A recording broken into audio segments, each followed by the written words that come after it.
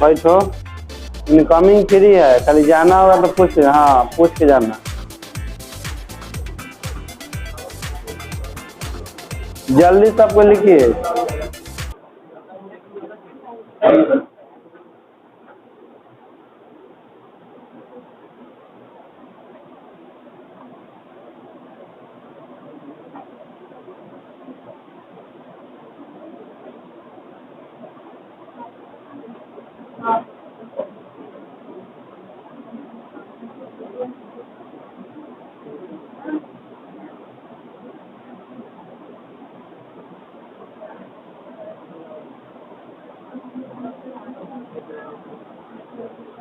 चलिए, चैप्टर का नाम है आपका सदिश एवं अदिश, यानी कि वेक्टर एंड स्केलर।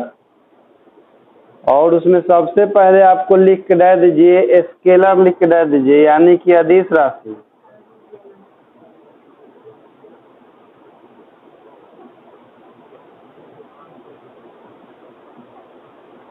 अदिश राशि में लिख के दे दीजिए वैसी भौतिक राशि जिसमें केवल परिमाण होता है,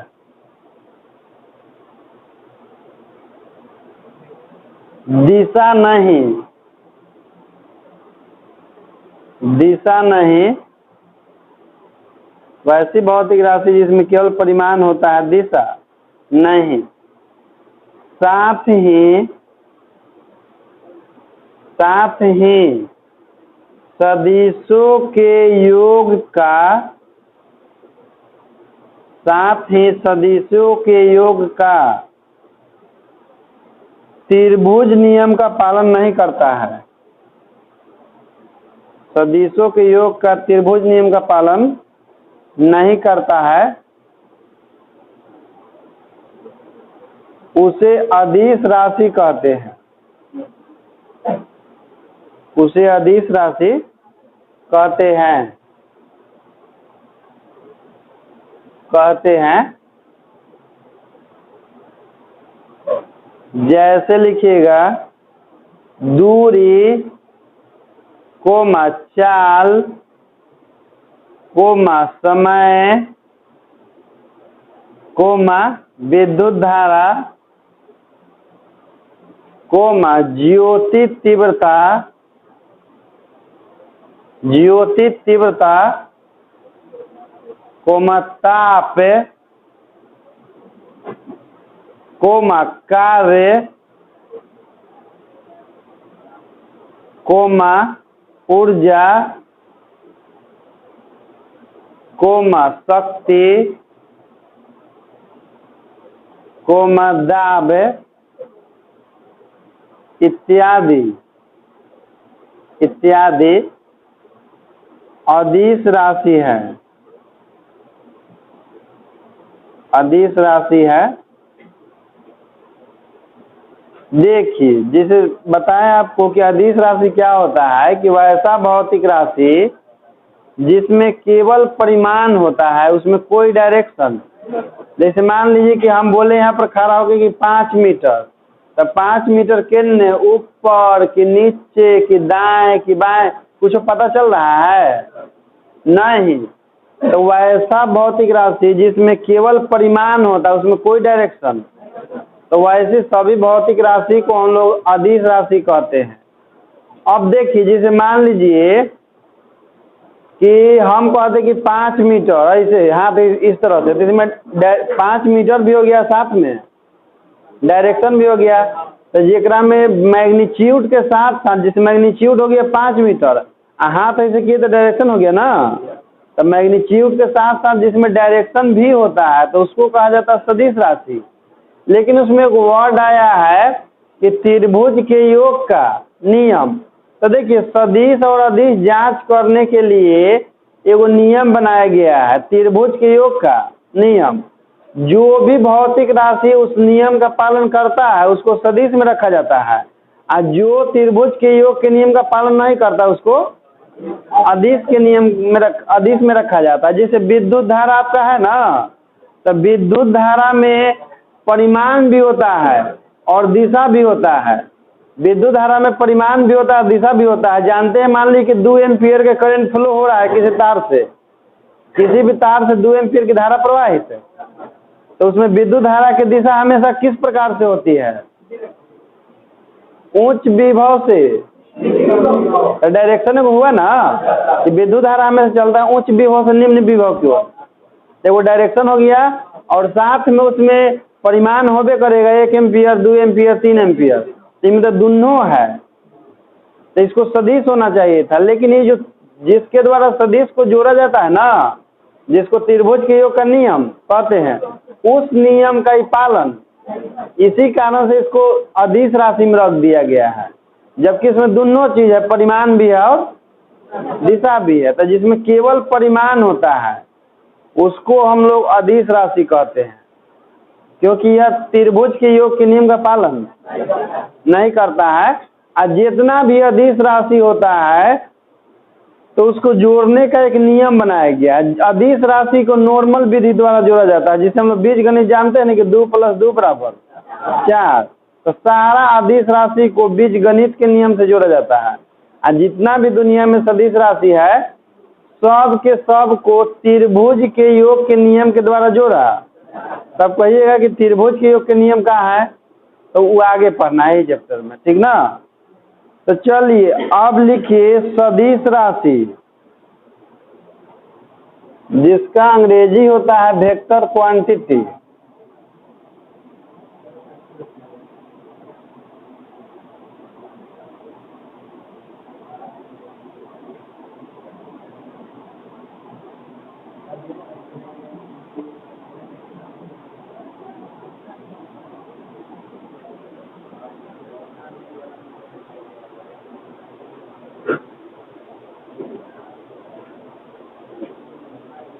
देखिए सदिश राशि क्या होता है कि वह, सुन लीजिए पहले उसके बाद लिखिएगा, वह ऐसा भौतिक राशि जिसमें परिमाण के साथ साथ दिशा भी होता है। जैसे 5 मीटर बोलेंगे लेकिन डायरेक्शन भी देना है उसमें, कि वो ऊपर की नीचे की दाएं की बाएं इस तरह करके। तो वह ऐसी भौतिक राशि जिसमें परिमाण और दिशा दोनों होता है और साथ ही यह त्रिभुज के योग के नियमों का पालन करता है, उसे सदिश राशि कहते हैं। तो लिखिए, तो बैठिए, लिखिए, वैसी भौतिक राशि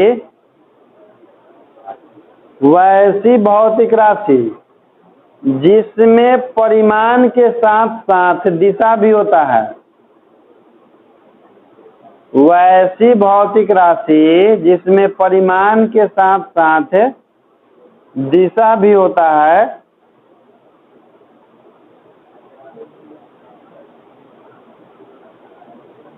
साथ ही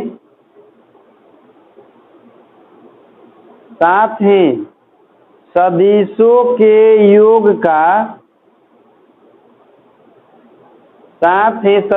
के योग का त्रिभुज नियम का पालन भी करता है। साथ ही सदिशों के योग का त्रिभुज नियम का पालन भी करता है, उसे सदिश राशि कहते हैं।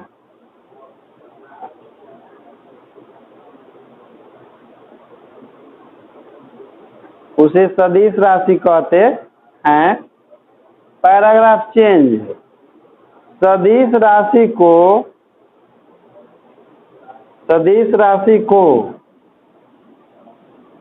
तीर चिन्ह,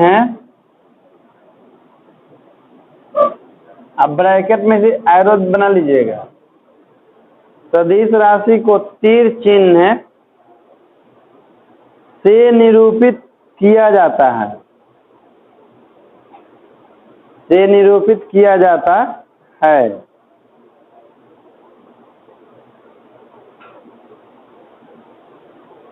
मतलब किसी को सदिश के रूप में दर्शाना होता है तो उसके ऊपर हम लोग एरो दे देते हैं। जैसे मान लीजिए कि हम कह रहे हैं कि ए एक सदिश राशि है, ए एक सदिश राशि है, तो देखने से पता नहीं चलता है कि सदिश राशि है, तो उसके पहचान के लिए उसके ऊपर एरो दिया जाता है, तो इससे कंफर्म हो जाता है कि यह क्या है। जबकि बोलने से थोड़ी दिखाई दे रहा था कि वो सदिश राशि है कि नहीं, तो उसके लिए सिंबल बना दिया गया है कि जिसको सदिश राशि के रूप में रिप्रेजेंट करना हो उसके ऊपर क्या दे दीजिए, एरो दे देते हैं। जैसे लिखिएगा कौन कौन सदिश राशि है, जैसे विस्थापन, कोमा दे देकर लिखते चलिएगा, विस्थापन, वेग, कोमा त्वरण, विस्थापन, वेग, त्वरण, बल, बल, कोमा विद्युत क्षेत्र, विद्युत क्षेत्र, कोमा चुंबकीय क्षेत्र,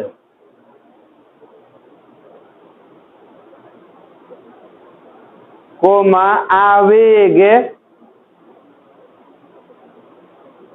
संवेग, भार, भार वेट, तनाव इत्यादि।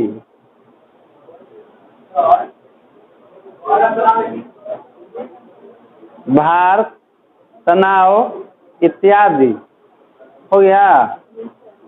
नहीं, बल और तनाव एक ही नहीं होता है।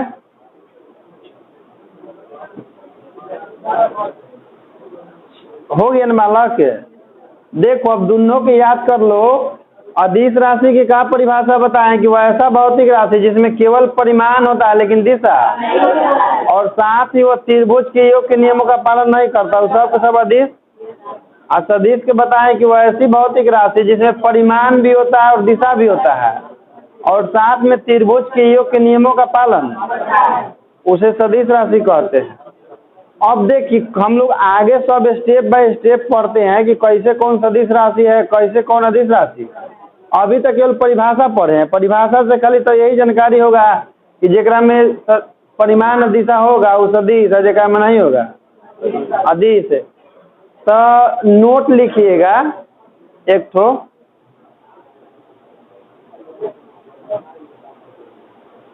लिखिए सभी संख्याएं, सभी संख्याएं कोमा शुद्ध अनुपात,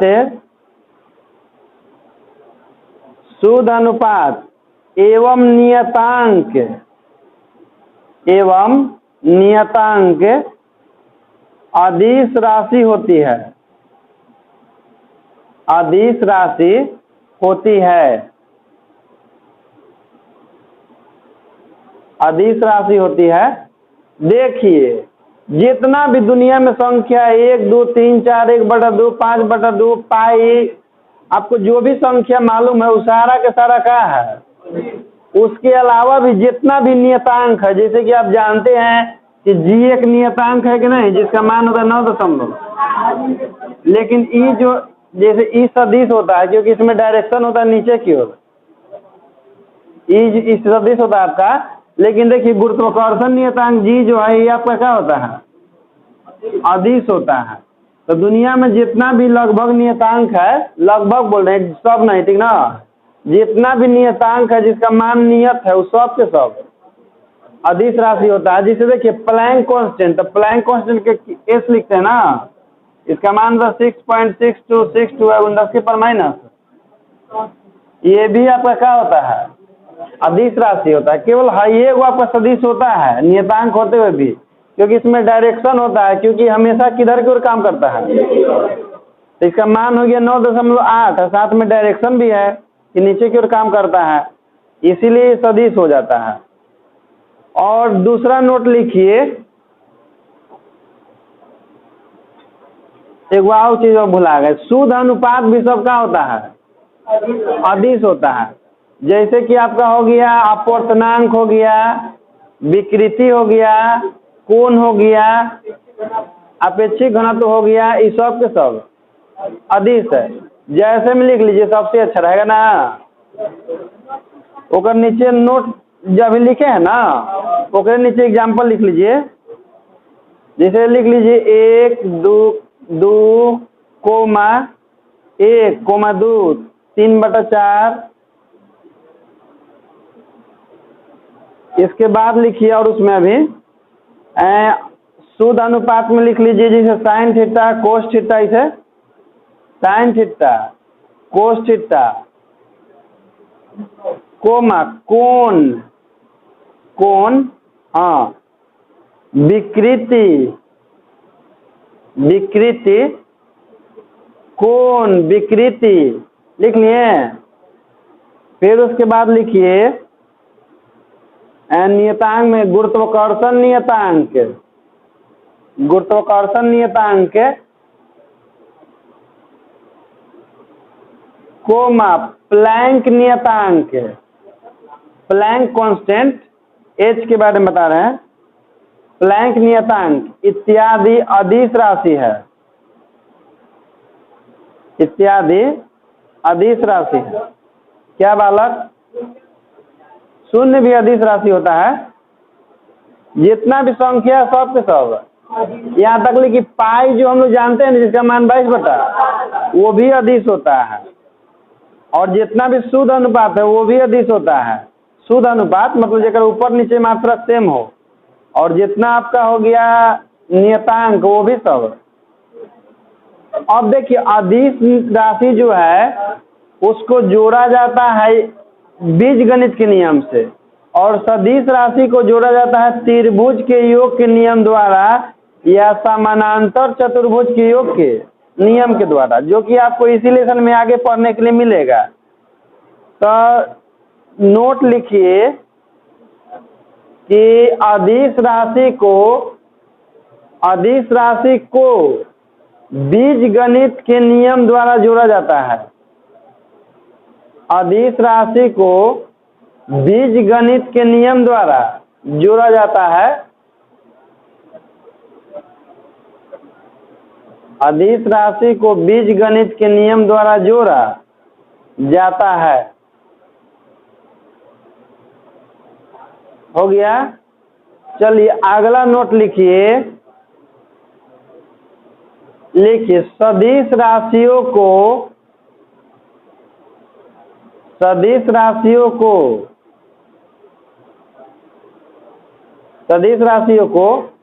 त्रिभुज के योग नियम द्वारा, सदिश राशियों को त्रिभुज के योग नियमों द्वारा,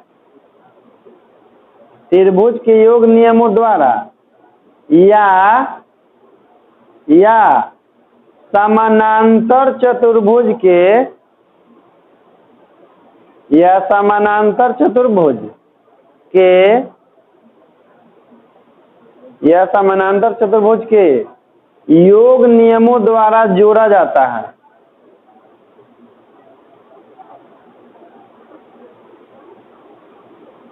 योग नियमों द्वारा जोड़ा जाता है। ठीक ना? हाँ, दोनों एक ही होता है। अब देखिए जैसे कि आप समझ गए सदिश कौन है। जैसे मान लीजिए कि हमरा से कोई पूछा कि भाई साहब दरगाह कितने हैं, तो हम कह दिए कि यहाँ से 500 मीटर दूर, तो 500 मीटर कितने जाएगा? इधर जाएगा कि इधर जाएगा मालूम रहेगा तब ना। लेकिन कह दें कि 500 मीटर, तो समझ जाएगा कि इधर ही दरगाह है। तो खाली इसे 500 मीटर बोलेंगे ना तो वह अदिश हो जाएगा, लेकिन हाथ इसे कर देंगे तो क्या हो जाएगा? और सदिश का उपयोग सब जगह होता है। जैसे हम लोग राह चल रहे हैं, किसी से पूछते हैं कि फलना जगह कहाँ है, तो बोलता भी है कि यहाँ से इतना दूर है, साथ में डायरेक्शन भी देता है। तो ये सदिश है। गाड़ी देखते हैं, रोड पे चलाते हैं तो देखते हैं जहाँ तक एरो दे लेवल रहता है, जैसे स्कूल का सिंबल लेवल रहता है कहीं कहीं, इसका मतलब समझ जाता है आदमी कि अगल बगल में कोई स्कूल है। चाहे होटल के साइन देता है, चम्मच दे देता है सब, तो सब क्या है आपका, जिससे डायरेक्शन मिले आपको कि हाँ अगल बगल में कुछ है चाहे इधर है, तो सब के सब का होता है ठीक ना। हम लोग ऐसे कहते हैं, ऐसे कहते हैं जिसे कोई कहेंगे कि आओ इधर, तो कौन समझे, इनमें से कौन आएगा। लेकिन ऐसे कहेंगे कि आओ इधर, तो समझ जाएगा कि हमरे कह रहे हैं। कह दिया कि नहीं आएंगे तो बड़ा मार खाएगा। तो अब लिखिए सदिश के कुछ महत्वपूर्ण प्रकार। हाँ, सदिश के कुछ महत्वपूर्ण प्रकार।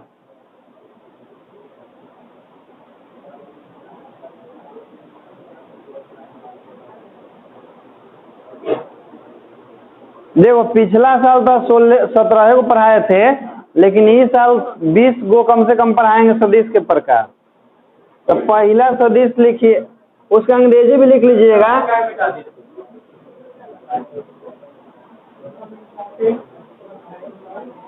सम important types of vector.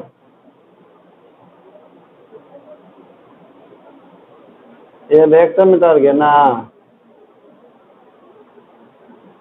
Some important types of vector, और पहला नंबर लिखिएगा समांतर सदिश।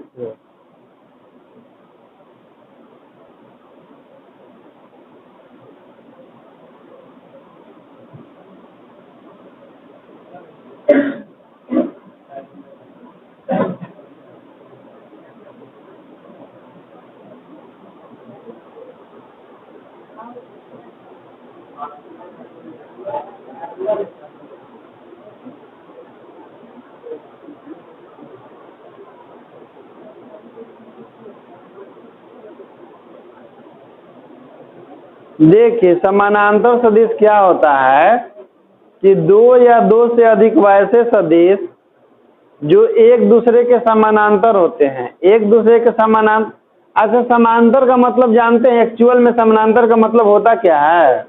नहीं, देखिए समानांतर का मतलब वो नहीं होता है जो आप लोग समझ रहे हैं, वो भी नहीं होता है। देखिए समानांतर का मतलब क्या होता है। समानांतर का मतलब होता है, अब कह रहे हैं कि नहीं मालूम है तो समझ लीजिए कि नहीं मालूम है, ठीक ना। कैसे कि आप लोग 10 क्लास पास करके आए हैं और जो जानकारी है वो हिसाब से हम नहीं बोल रहे हैं।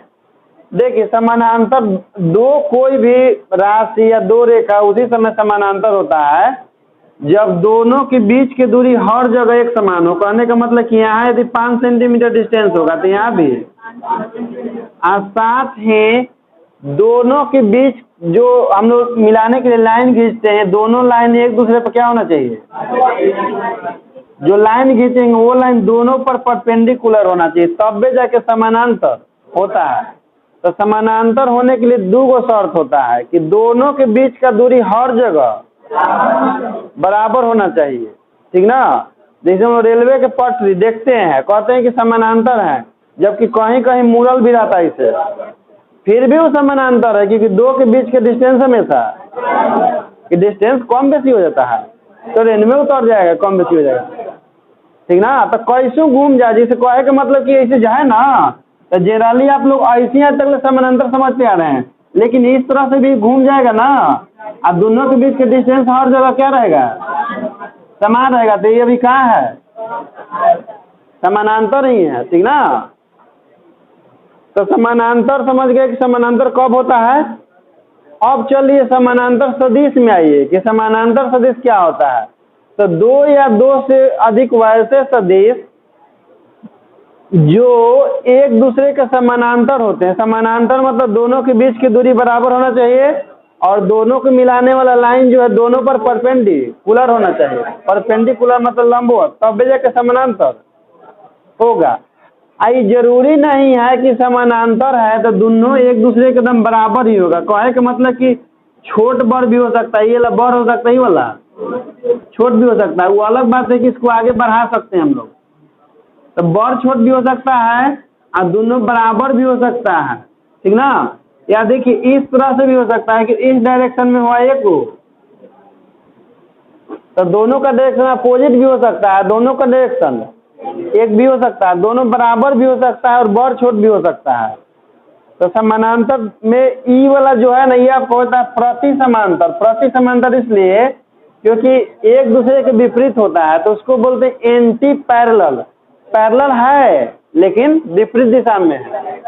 तो जनरली एक ही दिशा में होता है ना, तो उसी को हम लोग समानांतर समझते हैं। अब विपरीत दिशा में होता है तो वो भी समानांतर ही होता है, लेकिन विपरीत दिशा में होने के कारण उसका नाम रख दिया जाता है प्रति। प्रति समांतर यानी कि एंटी पैरेलल। तो पहले लिखिए समानांतर सदिश की परिभाषा। दो या दो से अधिक वैसे सदिश, दो या दो से अधिक वैसे सदिश जिनका परिमाण तो असमान होता है, जिनका परिमाण लिखिएगा ना तो ब्रैकेट में लिख लीजिएगा। देखिए मैग्नीट्यूड होता है,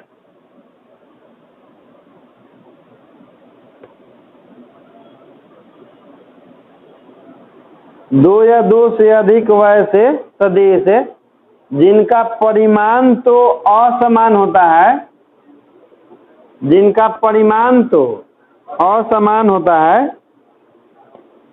लेकिन दिशा समान होता है, लेकिन दिशा समान होता है,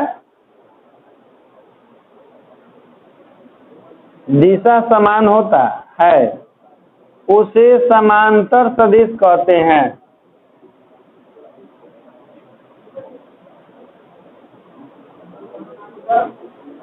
उसे समांतर सदिश कहते हैं।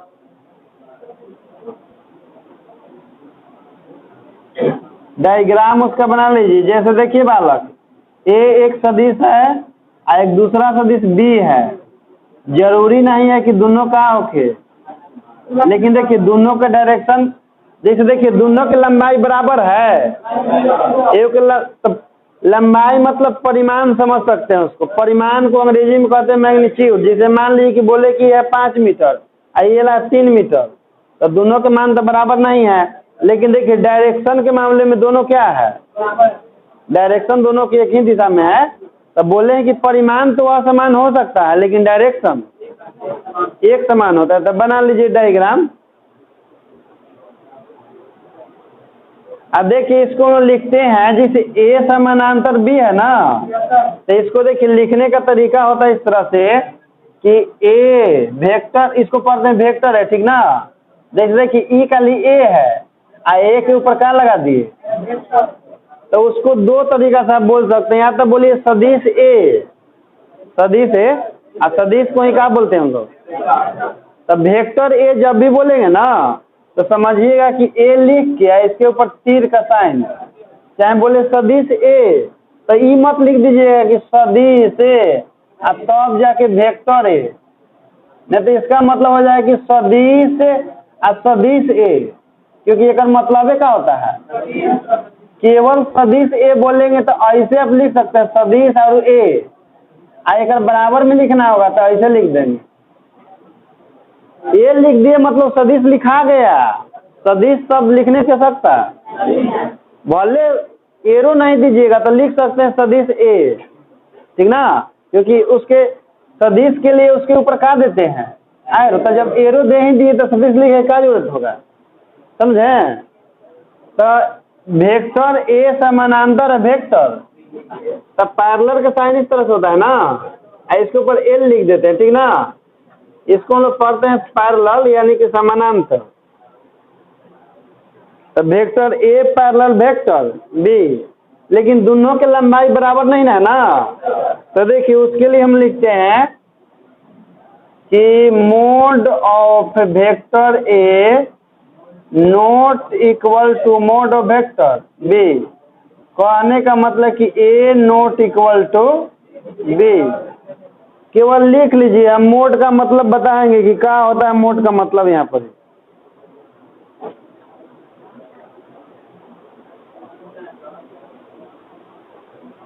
डायग्राम बनाइए, अब बगल में वाला लिख लीजिए। हाँ,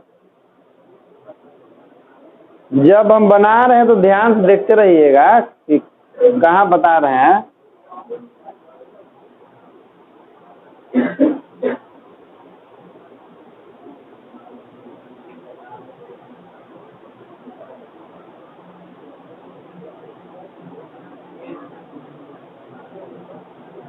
अब देखिए, कहिए सर परिमाण का होता है, तो परिमाण देखिए समझाते हैं आपको, ठीक ना, ताकि आपको कंफ्यूजन ना हो।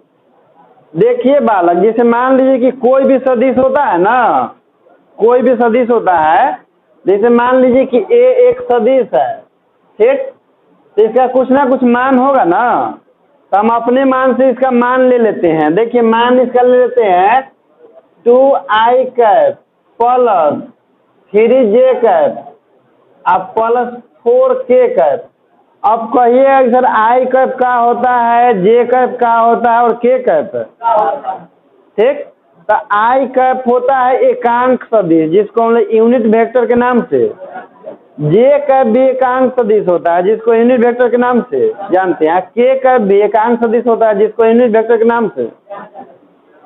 तीनों का काम क्या है कि देखिए, जैसे कि सदिश जो होता है ना, तो आपका x अक्ष पर होता है i कैप, अब y अक्ष पर होता है और z अक्ष पर होता है k कैप, ठीक ना। सबका स्थान है कि i कैप जो हमेशा रहेगा x अक्ष पर और j कैप हमेशा k कैप z अक्ष पर। अब देखिए इसमें एगो शब्द आया है परिमाण, कि परिमाण होता क्या है, परिमाण मतलब मैग्नीट्यूड। तो देखिए ये सब होता है इकाई सदिश, ठीक ना। और जब हम लोग के जब परिमाण का एक और हिंदी होता है मापांक, मापांक जिसको हम मॉडुलस कहते हैं, ठीक ना। वो मैथ में आपको पढ़ने के लिए मिलेगा मापांक, जब कॉम्प्लेक्स नंबर पढ़िएगा ना मैथमेटिक्स में, तो वहाँ पर मापांक पढ़ने के लिए मिलेगा, जिसका अंग्रेजी होता है मॉडुलस। अब फिजिक्स में उसी को हम लोग परिमाण के नाम से जानते हैं, अंग्रेजी उसका मैग्नीट्यूड होता है, लेकिन दोनों के मीनिंग सेम होता है, ठीक ना। अब देखिए जैसे मान लीजिए कि a एक सदिश है, तो सदिश का मान है 2i plus 3j plus 4k। तो जब इसका परिमाण निकालना होता है ना, जब इसका परिमाण निकालना होता है तो क्या करते हैं कि इसको हम मोड के अंदर लिख देते हैं। ए को क्या करेंगे मोड के, इधर में क्या करते हैं कि देखिए जो आई कैप के साथ रहता है ना उसका स्क्वायर करके लिखते हैं। जैसे आई कैप के साथ कितना है, अब प्लस देते हैं, फिर जे कैप के साथ कितना है तो 3 का स्क्वायर, मतलब जो भी आई जे और के साथ रहता है ना उसको रूट के अंदर में स्क्वायर करके प्लस करके लिखते चले जाते हैं। तो देखिए इसका लिख दिया, इसका लिख दिया, अब के साथ है ना तो 4 का स्क्वायर। अब देखिए मोड ऑफ वेक्टर ए बराबर 2 का स्क्वायर कितना होगा 4 एक और 9 एक और जोड़ेंगे तो कितना हो जाएगा 29। अब देखिए इसका जो मान आया रूट अंडर 29 आया। अब देखिए हम आपको क्या बताए थे कि दुनिया के जितना भी संख्या होता है वो सब अदिश राशि है कि सदिश राशि है। तो देखिए मोड ऑफ ए का मान है 29 रूट अंडर 29, आखिर एक मान है ना। अब देखिए इक्वेशन के नियम होता है ना कि कोई भी समीकरण के LHS RHS बराबर होता है। तो राइट साइड में आया रूट अंडर 29 जो कि कैसा राशि है, तो ई पार्टी वाला कैसे सदिश हो जाएगा। तो देखिए सदिश इसको जब मोड से बाहर निकालते हैं ना तो इसके ऊपर के वेक्टर साइन समाप्त हो जाता है।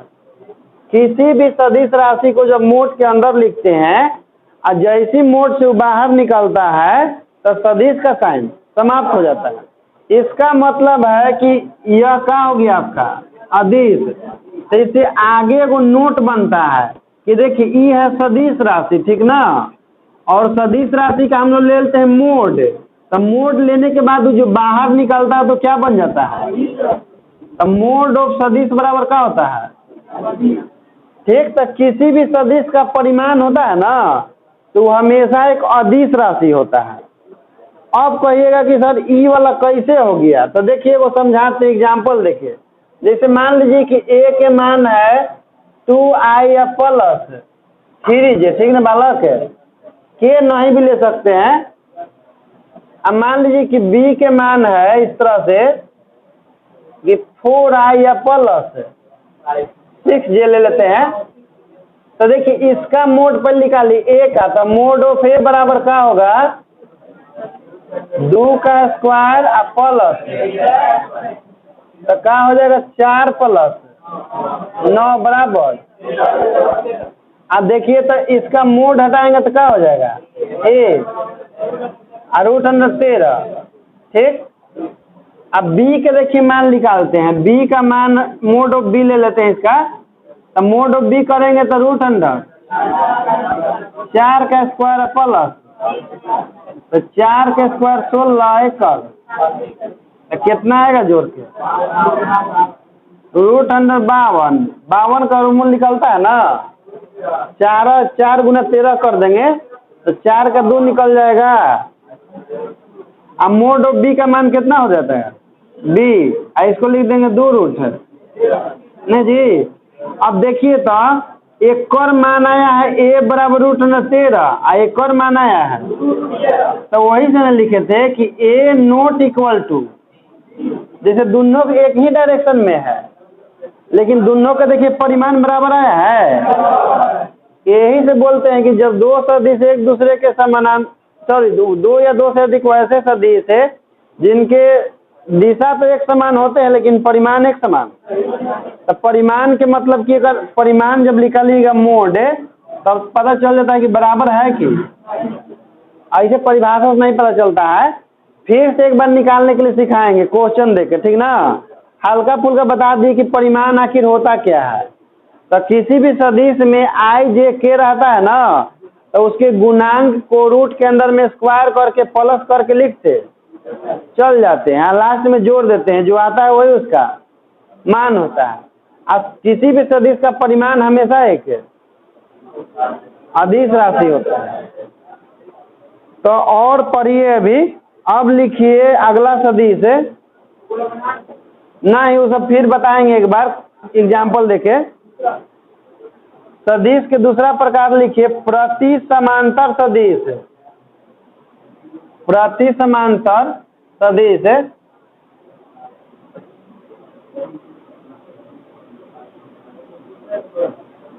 हाँ प्रति समांतर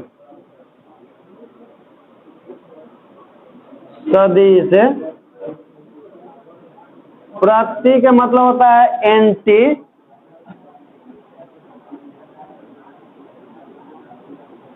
पैरेलल वेक्टर,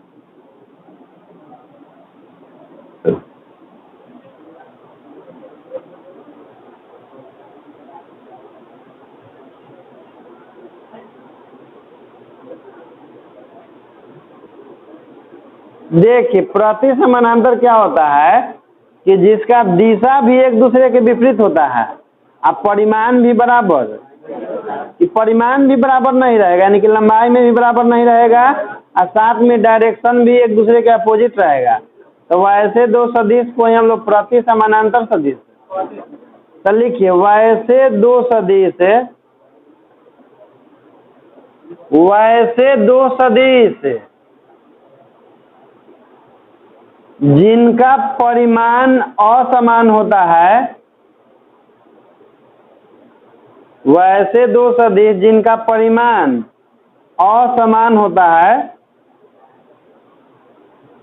तथा दिशा एक दूसरे के विपरीत होता है, तथा दिशा एक दूसरे के विपरीत होता है,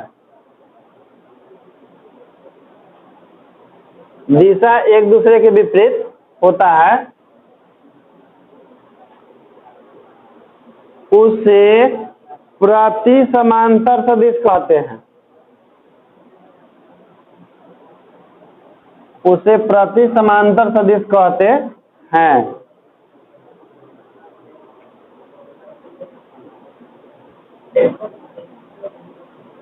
ई हो गया आपका वेक्टर ए, ई वाला हो गया वेक्टर बी।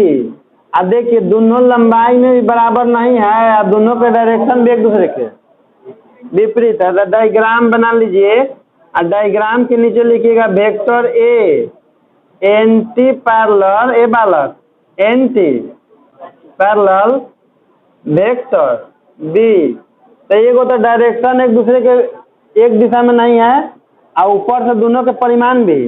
तो नीचे लिख लेंगे कि तथा mod of vector A not equal to mod of vector B.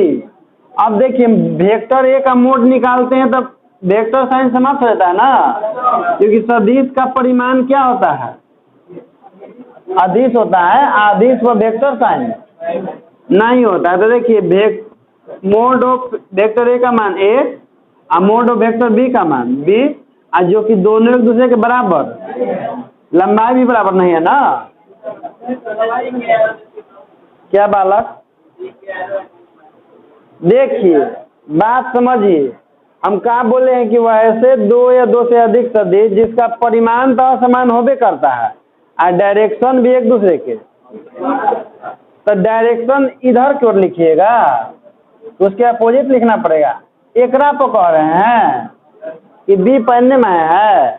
अच्छा वो केनहू में रहता है ना, जैसे मान लीजिए कि नीचे में ऐसे रहेगा ना बी, तो एक संकेत है ऐसे लिखे बनाया गया है कि हमेशा एरो के साइन चाहे वो किधरों में रहे, ठीक ना। जैसे मान लीजिए कि ऊपर ही में रहेगा ए, तो इस पर भी ऐसे ही दिया आएगा। मतलब वो नियम बना दिया कि जब भी आपको दे रहे एरो देना है उस पर उधर की ओर ही देना है, ठीक ना। आप समझ गए, ये बात तो हम बतावे वाला थे लेकिन आप पूछ ही दिए कि हो न हो समझ रहा होगा कि एहू पे नहीं में दिए हैं या एहू पर कह रहे हैं कि प्रति समांतर है, नहीं तो एकरा नहीं एकरा देखिए, क्योंकि वो सब को इसी लिखाता है चाहे केनहू में रहे। समझ गए। अब लिखिए तीसरा नंबर, समान सदिश या तुल्य सदिश। समान सदिश या तुल्य सदिश, इसको बराबर सदिश के नाम से भी जान सकते हैं।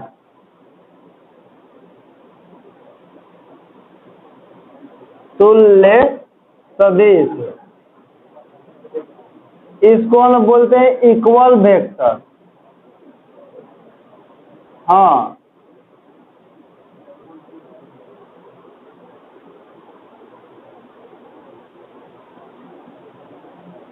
देखिए नामवे से पता चला इक्वल वेक्टर मतलब कि बराबर होगा लंबाई में, लंबाई में बराबर भी होगा, अब पर डायरेक्शन भी दोनों के एक समान होगा। तो समझ लीजिए, देखिए जैसे मान लीजिए कि एगो सदिश है ए, ठीक, एक सदिश है बी। देखिए दोनों का लंबाई भी बराबर है और दोनों एक ही डायरेक्शन में है। तो दो या दो से अधिक वैसे सदिश जिनके परिमाण भी समान होते हैं और दिशा भी समान होते हैं, तो उसे हम लोग समान सदिश कहते हैं। और समान सदिश में देखिए होता है हमेशा वेक्टर ए बराबर वेक्टर बी, जितना वेक्टर ए का मान है उतना ही वेक्टर। अब देखिए एक मोड निकालेंगे, मोड ऑफ ए और मोड ऑफ, तो इसका परिमाण भी बराबर आता है, ए बराबर, तो परिमाण भी बराबर है और सदिश भी। तो पहले परिभाषा लिखिए उसके बाद डायग्राम बनाइएगा। वैसे दो सदिश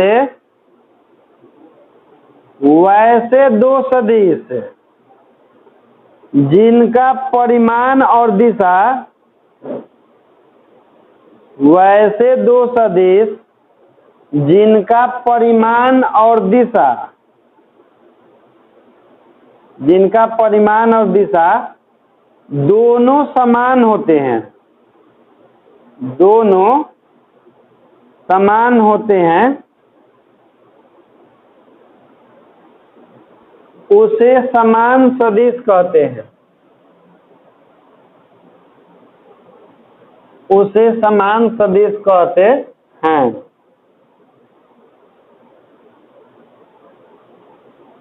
चलिए डायग्राम बना लीजिएगा इस तरह से, वेक्टर ए और दूसरा बना लीजिए यहाँ पर ही वेक्टर बी। हमसे थोड़ा तिरछा हो जाएगा तो आप लोग का तो लाइनिंग वाला कॉपी अपना बना लीजिएगा बहुत अच्छा से, हमसे तो अच्छे बनाइएगा। वेक्टर ए या वेक्टर बी नीचे लिख लीजिएगा, वेक्टर ए बराबर वेक्टर बी, तथा दोनों का परिमाण भी बराबर है, तो मोड ऑफ वेक्टर ए बराबर मोड ऑफ वेक्टर बी। तो मोड ऑफ ए का मान जो है ए होता है और मोड ऑफ बी का मान बी होता है। या देखिए इसका और भी हम लोग डायग्राम बना सकते हैं। जैसे मान लीजिए कि हम ऐसे बना देंगे तो कुछ दिक्कत होगा, ऊपर में है, ऊपर की ओर बना दे रहे हैं, खाली परिमाण में बराबर होना चाहिए दोनों का डायरेक्शन, फर्क नहीं पड़ता है कि किधर की ओर है, किधरों की ओर है, लेकिन दोनों एक ही ओर होना चाहिए और लंबाई भी दोनों का समान होना चाहिए। इसके भी लिख सकते हैं, इसके लिए भी हम लोग दोनों बना लीजिएगा आप लोग भी, वेक्टर पी बराबर वेक्टर क्यू, तथा मोड ऑफ वेक्टर पी बराबर मोड ऑफ वेक्टर क्यू। तो मोड ऑफ पी का मान जो है पी हो जाता है, मोड ऑफ क्यू का मान क्यू हो जाता है।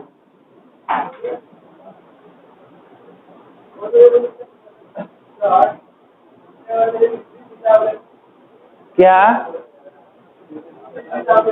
अच्छा मान लीजिए लंबाइया बराबर रहे, वो नीचे में आ जाता तो सदिश के नाम चेंज हो जाता है, उसका नाम हो जाता है विपरीत सदिश, क्योंकि परिमाण दोनों के बराबर आता है लेकिन डायरेक्शन, तो वो अगला यही है विपरीत सदिश, ठीक ना। तो ये वाला बनाइए जल्दी से दोनों।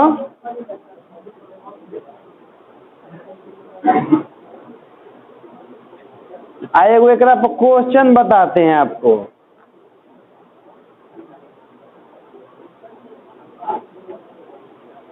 क्वेश्चन बोले तो चलिए क्वेश्चन लिखिए, तब झट से खींच लेना चाहिए था, स्केल का प्रयोग कर रहे हैं। लिखिए क्वेश्चन है कि यदि वेक्टर ए बराबर 2i plus xj plus 4k तथा वेक्टर बी बराबर ai plus 4j plus B, इसको कैप बोलते हैं, ठीक ना बालक। हाँ कैप है, टोपी से है ना, इसलिए पढ़ते हैं आई कैप जे कैप के कैप। यदि वेक्टर ए बराबर इतना, वेक्टर बी बराबर इतना, कहाँ बालक ई ना, ये सब बी के कैप है।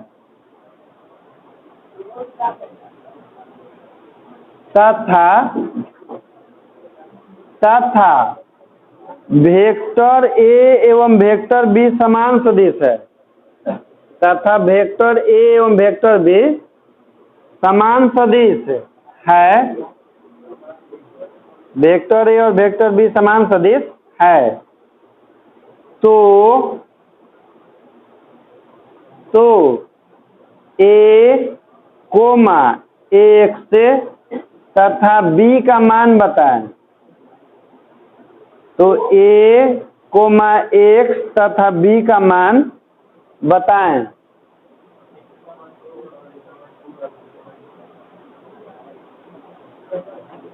हो गया ना क्वेश्चन। चलिए कितना बताएं एक्स के मान, एक्स के मान कौन सी होगा, तो चलिए हम बताते हैं। देखिए समान बोले हैं ना, समान सदिश बोले हैं ना, तो मतलब हर दृष्टि से सब समान होगा।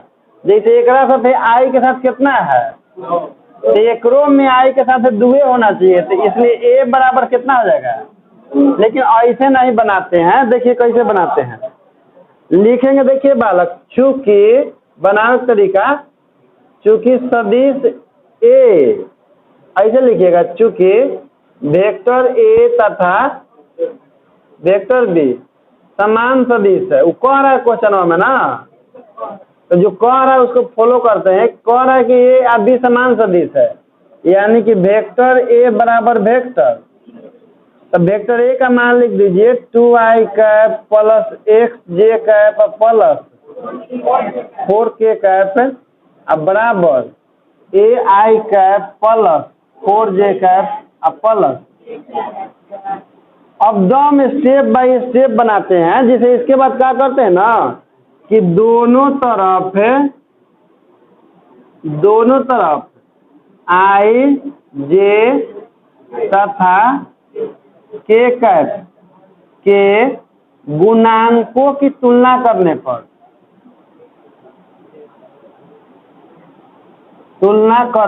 क्या करते हैं ना कि दोनों तरफ आई वाला के आई के साथ तुलना करते हैं, जे वाला के, लेकिन उसके गुणांक का तुलना करते हैं। जैसे आई से कितना में गुना है n, तो ए बराबर 2। देखिए इन्हें x है इधर, तो x बराबर 4।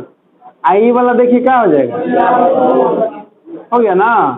तो एक सब बी के मान निकल गया, इतने तरह था। तो आज के लिए इतना ही, बाकी अब अगला क्लास में पढ़ाएंगे।